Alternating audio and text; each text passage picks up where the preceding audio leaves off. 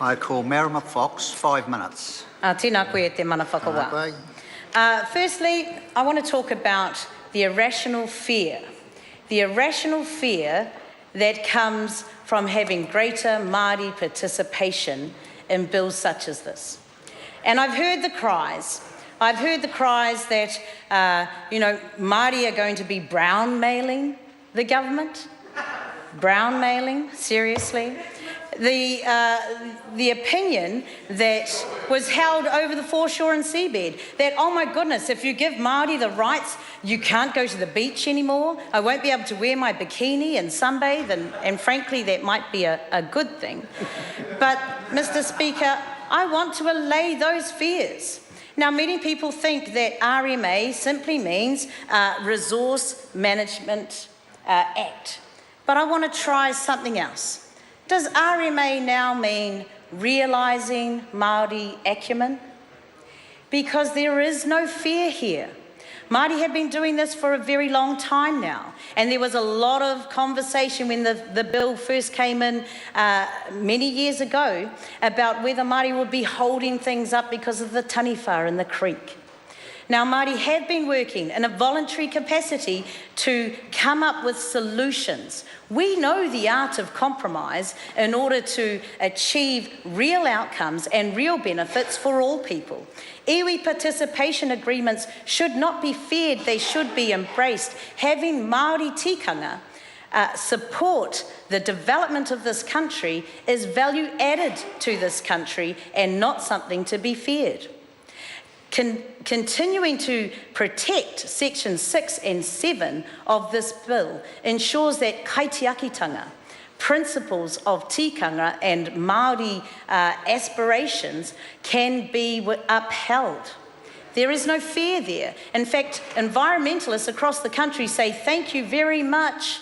You're our last stop hope to protect that river, this river. And I want to reflect on that freshwater argument at the moment, since it's been brought up recently in the House. In 1957, when the allocation of water happened, Māori lived beside Awa in its pristine state.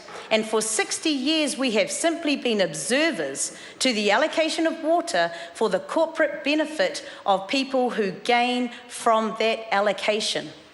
And while we have been observers to that, we have seen the degradation of our rivers.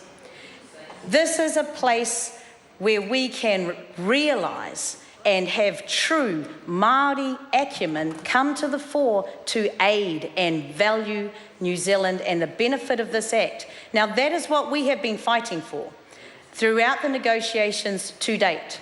We are not happy with all parts of this bill, and I want to applaud the Minister. The Minister has, in good faith, been negotiating with us. Some of the things we were able to get out right at the beginning, bottom lines, we cannot move on this unless these things are in place. Others we will continue to have negotiation over because we do recognise the value of this. And actually, I want to thank the Minister for understanding our place as Māori in this country to have that conversation, to realise the value of doing this together.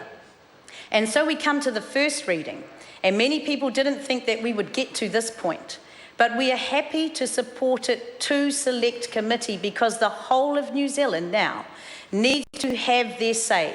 It is a complex technical bill, and it will benefit from the submissions that will come from all of the local governments and the other community organisations and peoples who have an interest in protecting the resource. This is not the silver bullet for all housing issues, but it may help if we get the balance right. So I want to assure the public of New Zealand that as the Māori Party getting it to this stage has been through good faith negotiations, and we will continue to push for that going forward, past and through Select Committee. And if those things are supported and strengthened, then we could see it supported, but only if and when. Thank you.